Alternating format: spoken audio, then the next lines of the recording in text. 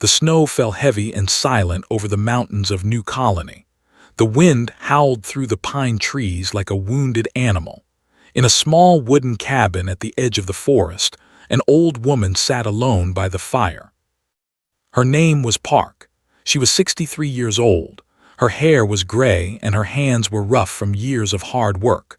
Once, she had been Sergeant Park of the Terran Medical Corps. She had saved hundreds of lives during the Great War between humans and the Draconis. But that was long ago. Now she was just a tired old woman who wanted to be left alone. The cabin was small but warm. A fire crackled in the stone fireplace. On the table sat a bowl of rice and some pickled vegetables. It was New Year's Eve and had no one to celebrate with. Her son had died in the war. Her husband had passed away from grief 3 years later. She had no other family left. Her only companion was a small metal box that glowed with soft blue light. This was a medical AI that had taken from her old field hospital when the war ended.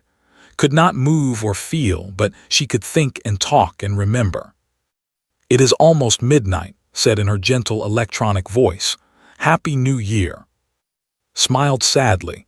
"Happy New Year, another year alone." "You could return to the city," suggested. "There are people there who remember you, people who would welcome you." Shook her head. "I came here to forget. The city has too many memories." She stood up and walked to the window. Outside, the snow continued to fall. The mountains stretched out like sleeping giants under a white blanket. It was peaceful here, quiet, far from the sounds of war that still echoed in her dreams. The clock on the wall showed 5 minutes to midnight. Poured herself a small cup of rice wine. She raised it toward the window. "To the dead," she whispered. "To my son, to all the children I could not save." She was about to drink when she heard it, a sound that made her blood turn cold. Something was moving outside, something big. Set down her cup. Her hand moved slowly toward the old pistol that hung on the wall. She had not fired it in 15 years, but she kept it clean and loaded. Old habits from the war never truly died.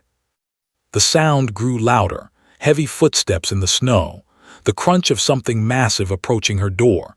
Then she heard breathing, deep, rasping breathing that did not sound human at all. Grabbed her pistol and moved to the door. Her heart pounded in her chest. Raiders sometimes came to these mountains looking for easy targets, but raiders did not make sounds like this. Then came the knock, 3 heavy thuds that shook the entire cabin. "Who is there?" called out, her voice steady despite her fear. The answer came in broken, desperate words, a voice that was deep and rough, like stones grinding together. But the words were in Terran Standard, the common language of human space. "Healer," they said, "human healer lives here. Please, my daughter." Breath caught in her throat. She knew that voice. Not this specific voice, but the sound of it. The rumbling, growling quality that no human throat could make. She had heard voices like this many times during the war, usually right before something terrible happened. It was a Draconis. The Draconis were an ancient race of dragon-like beings. They stood twice as tall as humans. Their bodies were covered in scales harder than steel. They could breathe fire hot enough to melt metal.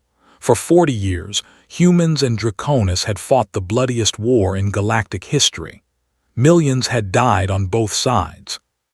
The war had ended 15 years ago with a ceasefire, but peace was just a word. The hatred remained. Humans and Draconis still killed each other in the border regions where laws meant nothing. His finger tightened on the trigger. She had killed many Draconis during the war. She had watched them burn human colonies. She had held the bodies of children charred black by dragon fire.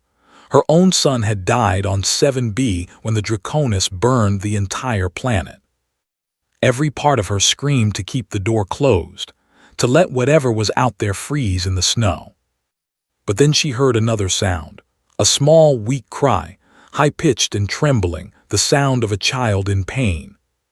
"Please," the voice outside begged again. "My daughter, she is dying." Closed her eyes. She thought of her son. She thought of all the children she had treated during the war. Human children. Children who had cried just like this when they were hurt and scared. A child was a child. That was what she had always believed. Even in the worst days of the war, when hatred burned in her heart like fire, she had held onto that truth. She opened the door. The Draconis female stood in the snow, barely able to stand. She was huge, nearly 3 meters tall, but her wings were torn and her scales were cracked. Blood dripped from a wound on her side, steaming in the cold air. In her arms, wrapped in the tattered membrane of her wings, lay a small form. The hatchling was tiny, no bigger than a human toddler. Her scales, which should have shone like jewels, were dull and gray. Her breathing was shallow and fast. Her eyes were closed. The mother looked at with amber eyes full of fear and desperate hope. "Help her," she whispered. "I will give you anything, I will do anything, please. She is all I have left." Looked at the dying child. She looked at the mother who had probably killed humans just like had killed Draconis. She thought about hate and war and all the reasons she should close this door. Then she stepped aside. "Get inside," said. "Now, before you both freeze to death." The dragon mother stumbled through the door, clutching her child to her chest. Behind them, the clock struck midnight. A new year had begun. The dragon mother collapsed on the floor of the cabin. The hatchling in her arms did not move, closed the door against the cold, and turned to face her unexpected guests. For a long moment, no one spoke. The fire crackled. The wind howled outside. 2 old enemies looked at each other across the small room. "Put her on the table," finally said, gently. The Draconis mother hesitated. Her amber eyes watched with suspicion and fear. Understood. If their positions were reversed, she would feel the same way. "I am a healer," said slowly. "I will not harm your child, but I cannot help her if you do not trust me." The mother's eyes flickered to the pistol still in his hand, looked down at it, then set it aside on a shelf, a gesture of peace, a terrible risk. Slowly, carefully, the dragon mother rose and carried her daughter to the table. She laid the small body down with infinite gentleness. Up close, could see how sick the hatchling truly was. Called full scan. "Tell me what we are dealing with." The blue light of the medical AI flickered as began her analysis. The patient is a juvenile Draconis female, approximately 2 years old. Body temperature is critically low. Heart rate is irregular. I am detecting crystalline formations in the blood and internal organs. His face went pale, crystalline fever. The dragon mother let out a sound that was half growl, half sob. "You know this sickness." "I saw it once during the war," said grimly. "A Draconis prisoner in our camp. The disease turns the blood to crystal. The organs slowly harden. Without treatment, the patient turns to stone from the inside out. Can you save her?" Did not answer right away. She moved around the table, examining the hatchling with practiced eyes. The scales were cracking because the skin beneath was hardening. The breathing was shallow because the lungs were starting to crystallize. They had very little time. "What treatments do we have for crystalline fever?" "None specifically designed for Draconis physiology," replied. "However, the disease functions similarly to certain human blood disorders. I can suggest modifications to standard treatments, but the success rate is unknown." "Unknown is better than zero," muttered. She began pulling supplies from her cabinets. Medicine, needles, tubes, things she had not touched in 15 years. The dragon mother watched her every move. "Why are you helping us?" Paused. It was a fair question. "What is your name?" "That is a Korean word. It means sky." "I know. I learned your language during the war, to understand my enemies. And I learned yours for the same reason." Returned to the table with her supplies. "My name is, I am helping you because a child is dying and I am a healer. That is reason enough." Said nothing, but some of the tension left her massive shoulders. The next few hours were the hardest of life. Draconis blood was acidic and burned human skin on contact. She had to wear thick gloves that made delicate work nearly impossible. Every tool she owned had been designed for human patients or to kill Draconis soldiers. Adapting them for healing was slow and frustrating. The hatchling, whose name was, drifted in and out of consciousness. Sometimes she would cry out in pain. Sometimes she would whimper and reach for her mother. Each time would stroke her daughter's head and whisper comfort in the deep, rumbling language of her people. Worked without rest. She mixed medicines. She adjusted doses. She monitored vital signs that she barely understood, guided her as best she could, but even the AI admitted that much of this was guesswork. Sometime near dawn, his hands began to shake. It started small, a slight tremor in her fingers. She tried to ignore it, but it grew worse. Suddenly, she was not in the cabin anymore. She was back in the war, back in the field hospital on 7B the day the Draconis attacked. She could smell the smoke. She could hear the screams. She could see the fire falling from the sky like rain. And there, standing over the burning ruins of the children's ward, was a Draconis warrior with wings spread wide and fire dripping from her jaws. Her son had been in that ward. Her beautiful boy, only 12 years old, visiting her at work when the attack came. She never found his body. There was nothing left to find. Human. The voice pulled her back, was watching her with those amber eyes. Why do you stop? My daughter needs you. Looked down at her shaking hands. Then she looked at, small and helpless on the table. The child looked nothing like her son. She was not even human, but she was dying and she was scared and she needed help. I am sorry, whispered. She was not sure who she was apologizing to, her son, herself, the universe that had brought her to this moment. She took a deep breath, she steadied her hands, and she went back to work. You have ghosts, said quietly. I see them in your eyes. We all have ghosts, replied without looking up. The war made sure of that. Yes, agreed, it did. They did not speak again for a long time, but something had changed between them. Not trust, exactly, not forgiveness, but perhaps the beginning of understanding. As the sun began to rise outside the frosted windows, his breathing finally grew steady. Her scales began to warm. The crystalline formations in her blood started to dissolve. She is stable, announced. The fever is receding. She will need continued treatment, but I believe she will survive. Let out a long breath and lowered her great head. Her whole body trembled with relief. Sat down heavily in a chair. Every muscle ached. Her eyes burned with exhaustion, but for the first time in 15 years, she felt something other than emptiness. She had saved a life, a Draconis life, but a life nonetheless. Perhaps that was worth something after all. The morning light came through the windows soft and golden. Outside, the snow had stopped falling. Inside the cabin, Little opened her eyes for the first time since her mother had carried her through the door. Her eyes were beautiful. They were bright gold, like tiny suns trapped in crystal. She looked around the strange room with confusion. Then she saw her mother standing nearby and let out a small chirping sound. Rushed to her daughter's side. She gathered the small hatchling in her arms and held her close. Tears fell from her amber eyes, but these were not ordinary tears. Draconis tears were crystalline, like tiny diamonds that sparkled in the firelight.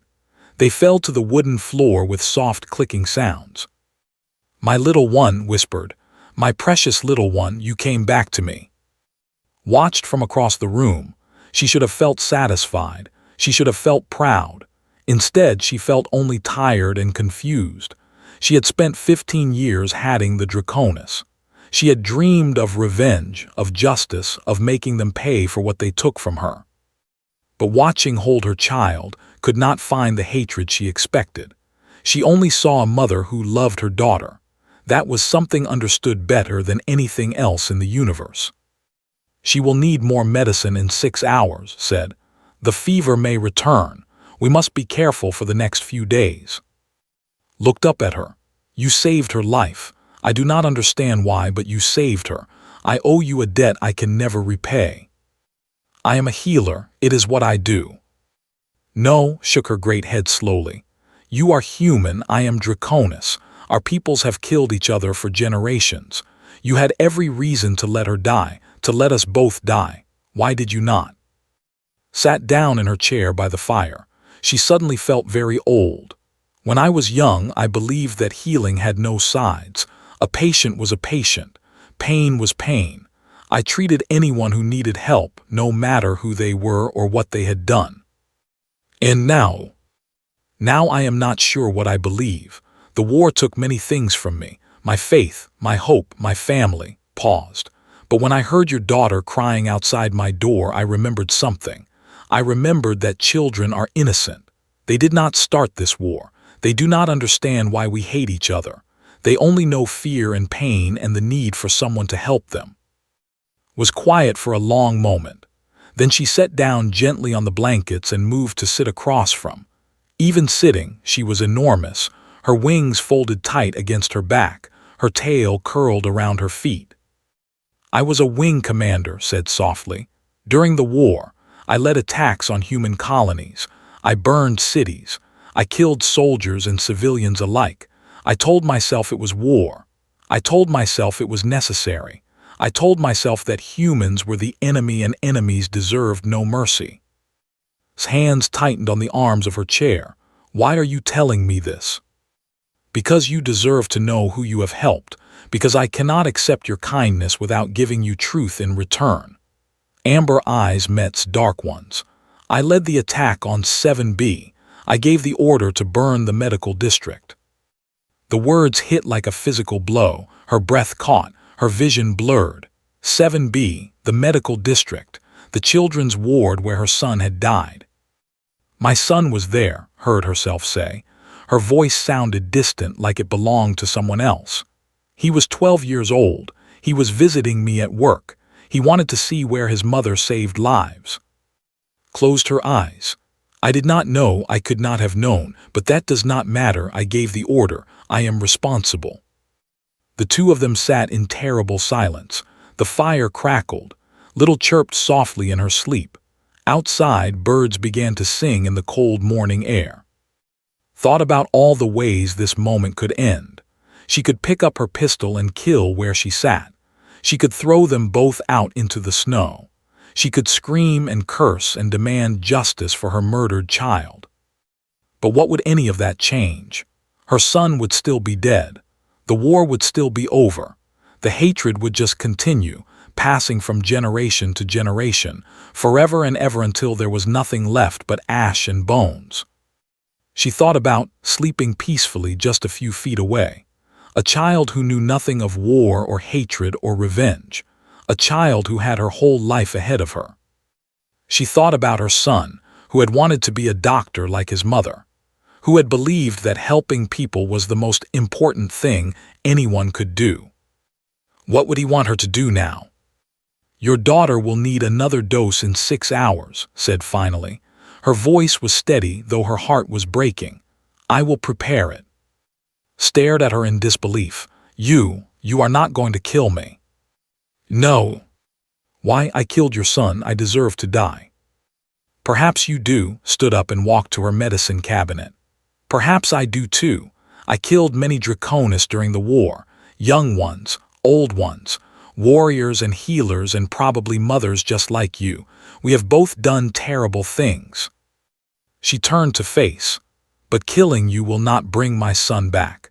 It will only make your daughter an orphan. It will only add more grief to a universe that already has too much." "Then what do we do?" Began preparing the medicine, her hands moving with practiced care. "We survive.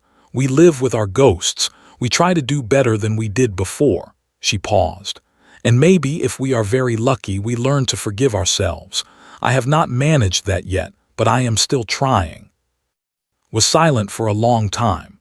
Then she bowed her great head, a gesture of respect that had never seen a Draconis make to a human. "You are stronger than any warrior I have ever known," said quietly. "My people have a word for someone like you. We call them the ones who tend the fire when everyone else has forgotten how. Said nothing, but as she worked on the medicine she felt something shift inside her chest. Not forgiveness, not yet, maybe not ever, but something that felt almost like peace. Outside, the sun rose higher over the mountains, and a new day began. 3 days passed, grew stronger with each dose of medicine.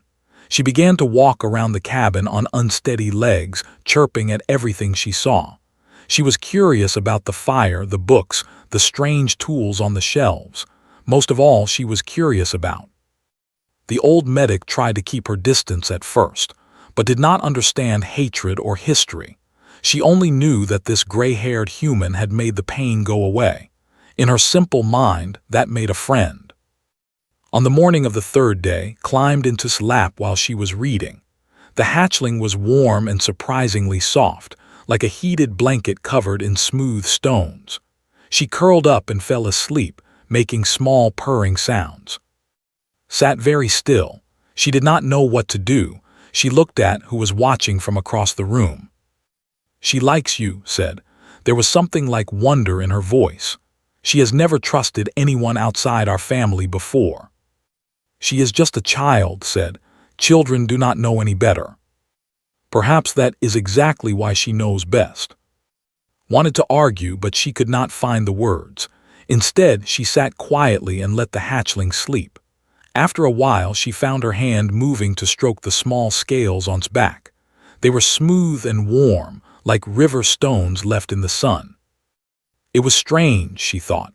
For so many years, she had touched Draconis only to hurt them or to treat their wounds before sending them to prison camps. She had never simply held one, never felt the gentle rise and fall of their breathing, never known that they could make sounds like purring cats. How different would the war have been if people had known these things, if they had seen the Draconis as something other than monsters. She was still thinking about this when his voice cut through the silence. "Warning, multiple heat signatures approaching from the east, 7 individuals heavily armed, human." His heart went cold. She gently lifted and handed her two. "Take her to the back room. Hide there and do not come out no matter what you hear." "What is happening?" "Raiders, someone must have seen you arrive." Grabbed her pistol from the shelf.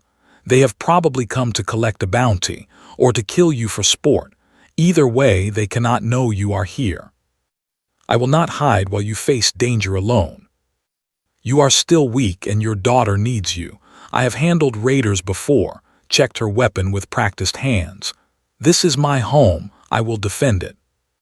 Hesitated, then picked up and moved toward the back room. At the door, she paused. "If something happens to you, I will not forget what you have done for us." "Nothing is going to happen, now go." Waited until they were hidden, then moved to the window. She could see them now, 7 figures moving through the snow in a loose formation. They wore the mismatched armor of border raiders, scavenged from military surplus and dead soldiers. They carried rifles and blades and cruel intentions. The leader was a tall man with scars covering half his face. Recognized the type. A veteran who had never stopped fighting, even after the war ended. Someone who had lost so much that hatred was all he had left. Said quietly, "Activate the defense systems." Defense systems have not been used in 15 years. They may not function properly. Then let us hope they do, and send a distress signal to the colonial authority. Tell them we have hostiles. The authority is 3 hours away at minimum. Help will not arrive in time. I know, send it anyway. The raiders stopped about 50 meters from the cabin. The leader stepped forward and raised his voice. "Sergeant Park, we know you are in there. We know you have a Draconis inside. Come out now and hand over the lizard and maybe we will let you live." Open the window just wide enough to shout back. "There is no Draconis here. Go away and leave me in peace. We have witnesses. A traitor saw them flying toward your cabin 3 nights ago. Stop lying and give them up." I said there is no one here. The leader, whose name was, laughed. It was an ugly sound. I lost my entire unit to the dragon's old woman. 20 good soldiers burned alive. Do you think I am going to just walk away because you ask nicely?" He raised his hand, and the other raiders lifted their weapons. "You have 1 minute. Then we burn down your cabin with everyone inside." His mind raced. The defense systems might hold them off for a while, but not forever. She was one old woman with a pistol against 7 armed killers. The math was not in her favor. Then she heard something behind her, heavy footsteps, the creak of the back room door. Walked past her toward the front door. "What are you doing?" hissed. "I told you to hide." "You told me your people died because of dragons. These are your people. I will not let you die because of me." Amber eyes were calm and resolved. "My daughter is safe in the back room. Whatever happens, take care of her." Before could stop her, threw open the door and stepped outside.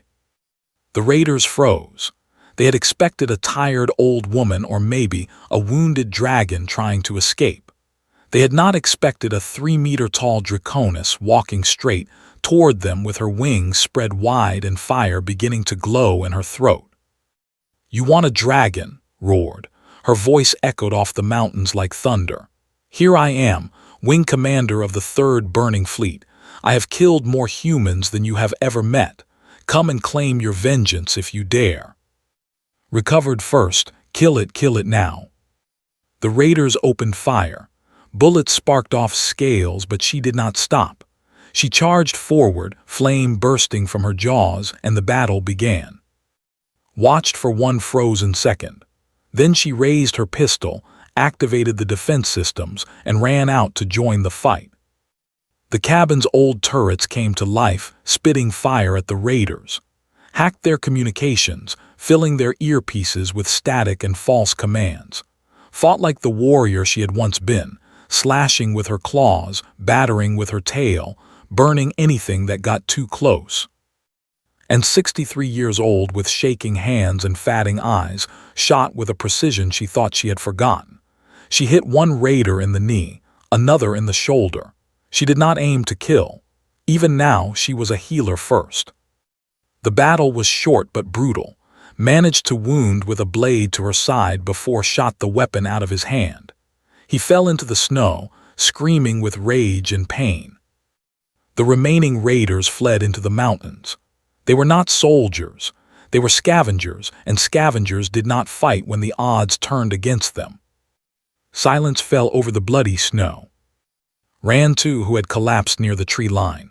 "You fool, you absolute fool, you could have died." Coughed, smoke rising from her nostrils. "You could have let us freeze on your doorstep. We are both fools, it seems." Despite everything, almost laughed. She pressed her hands against the wound inside, already assessing the damage. It was deep but not fatal. She could fix it. Behind them, the cabin door opened. Little came running out, chirping frantically, her golden eyes wide with fear. "Mama, mama." Lifted her head and made a soft crooning sound. "I am here, little one, I am here. Everything is all right." Reached them and pressed herself against her mother's uninjured side. Then she looked at, who was covered in blood and snow, and chirped at her too. Stared at the hatchling. Then very slowly she reached out and patted the small head. "Everything is all right," she repeated softly. "We are all going to be fine." In the distance, she could hear the sound of approaching engines. The colonial authority had received her distress signal. Help was coming. For the first time in 15 years, did not feel alone. The colonial authority arrived in 3 armored vehicles. 20 soldiers in heavy gear spread out across the snow, weapons ready. They expected to find a massacre. They expected bodies and fire and the smell of death. Instead, they found an old woman sitting on her porch, bandaging the wound of a draconess, while a small hatchling played in the snow nearby. The commanding officer, a middle-aged man named Captain, stopped in his tracks. He had served 20 years in the border regions. He thought he had seen everything. He was wrong. "Sergeant Park," he called out cautiously, "we received your distress signal. What exactly is going on here?" looked up from her work. The raiders have been dealt with. Some fled into the mountains. One is tied up behind the cabin. He needs medical attention, but I wanted to make sure he could not escape. And the gestured uncertainly at. Her name is, she is my patient. Her daughter is, they are under my protection. The soldiers shifted nervously. Several raised their weapons. Tensed, a low growl building in her throat. Easy, said to both sides. No one needs to shoot anyone. Captain, lower your weapons. The war is over. The war may be over, but regulations are clear. Any Draconis found in human territory must be reported and detained. His voice was apologetic but firm. I have to take them in, Sergeant. You know that. I know what the regulations say.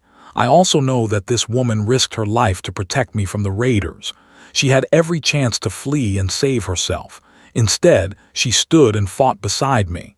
Finished the bandage and stood up slowly. Does that sound like an enemy to you? Hesitated. The other soldiers looked at each other uncertainly. In the snow, Little had stopped playing. She stood very still, watching the armed humans with wide golden eyes. Walked toward the captain. Her joints ached. Her back hurt. She was exhausted in ways she could not describe, but her voice was steady and her eyes were clear. I served this colony for 40 years. I saved lives on battlefields you cannot imagine. I held dying soldiers in my arms, human and Draconis alike, and I watched the light leave their eyes. She stopped directly in front of. I earned the right to ask for one favor, one small act of mercy in a universe that has seen too little of it. Sergeant, the ceasefire has lasted 15 years because both sides are tired of killing, but tired is not the same as healed. The hatred is still there, waiting to explode again at the slightest spark. Looked back at it. If we want real peace, it has to start somewhere. It has to start with small choices, with people deciding that maybe, just maybe, the enemy is not as monstrous as we were taught. What are you asking me to do? Let them stay. File your report as a medical emergency. Say there were no hostiles present, only survivors. That is the truth, Captain. Look at them. She pointed at the mother and child. Look at them and tell me you see enemies. Looked. He saw a wounded Draconis holding her daughter close, her amber eyes full of fear. He saw a small hatchling whose scales shimmered like rainbows in the winter light. He saw something he had never expected to see. He saw a family. I could be court-martialed for this, he said quietly. You could, but you could also be the person who took the first step toward real peace. That is the kind of thing they name schools after. Almost smiled. Trust me, I have seen enough history to know how it works. The silence stretched on. The soldiers waited. Even the wind seemed to hold its breath. Then a young officer stepped forward. She was barely 30, with kind eyes and a face that reminded of her daughter-in-law who had died in the 3rd year of the war. Her name tag read Officer. Sir, said to the captain, my grandmother was a war medic like Sergeant Park. She used to tell me that the most important battles are not fought with weapons. They are fought with choices. She looked at with something like admiration. I think this is one of those battles. She turned to face the soldiers. I will file the report myself. Medical emergency in the border region. Civilian casualties treated on site. No hostile forces present at time of arrival. She paused. Just survivors. One by one, the soldiers lowered their weapons. Captain let out a long breath. You are going to get me in so much trouble, Sergeant Park. Probably, agreed. But you will be able to sleep at night. That is worth more than a clean record. The authority processed the scene, collected the captured raider and prepared to leave. Before they went, approached privately. What you did here, it matters, the young officer said. I know it might seem small, one family, one cabin in the mountains, but stories spread. People will hear about this. They will talk about the old war medic who saved a dragon child. And maybe, just maybe, some of them will start to think differently. That is a lot of faith to put in one tired old woman. My grandmother always said the biggest fires start with the smallest sparks, smiled. Thank you, Sergeant, for reminding me why I joined the service. She left with the others. The vehicles disappeared over the mountains, and silence returned to the cabin. Stood alone in the snow for a long moment. Then she felt something warm press against her side. She looked down to find standing there, her small body leaning against legs. Cold, the hatchling said. It was only the second word had heard her speak. Inside. Looked at, who was watching them from the porch with an unreadable expression. Yes, said softly. She picked up the hatchling and carried her toward the cabin. Let us go inside. It is warmer by the fire. That evening, the three of them sat together in the small cabin. His wound was properly cleaned and bandaged. His medicine was working well. The fire crackled cheerfully and played soft music from her speakers. What happens now? Asked. It was the same question she had asked days ago, but it felt different now. Thought about it carefully. Now we rest. Tomorrow we begin figuring out how to live together. It will not be easy. People will talk. Some will be angry. Some will try to hurt us. I am not afraid of that. Neither am I. Paused. But I am afraid of other things. I am afraid of forgetting my son. I am afraid of betraying his memory by caring for those who took him from me. Nodded slowly. I am afraid of the same things. The faces of those I killed haunt me still. I do not know if I deserve happiness after what I have done. They sat with their fears in the open air. They did not try to solve them or explain them away. They simply acknowledged that the fears existed and would probably always exist. Then, who had fallen asleep between them, shifted in her dreams and made a small happy sound. She does not know any of this, said softly. To her, you are simply the kind human who made the pain stop. She will grow up knowing humans and dragons can be friends. She will never understand why that is unusual. Perhaps that is the point, replied. Perhaps the best thing we can do is raise a generation that finds our hatred strange and confusing. Let them wonder why we ever fought. Let them be better than we were. Outside, the sun was setting. The sky turned orange and pink and gold, painting the mountains in colors that looked like fire but were not. The first sunrise of the new year was beautiful, said, but I think the sunsets might be even better. Made a sound that might have been a laugh. You are a strange human, Park. And you are a strange dragon of the Third Fleet. Smiled, and for the first time in 15 years, the expression did not hurt. I suppose we will figure out what that means together. She looked at the sleeping hatchling, at the wounded mother, at the small cabin that had once felt like a tomb and now felt like something else entirely. What is the hardest thing soldiers ever have to do? Asked suddenly. Remembered asking herself that question many times during the war. She finally knew the answer. We live, she said simply.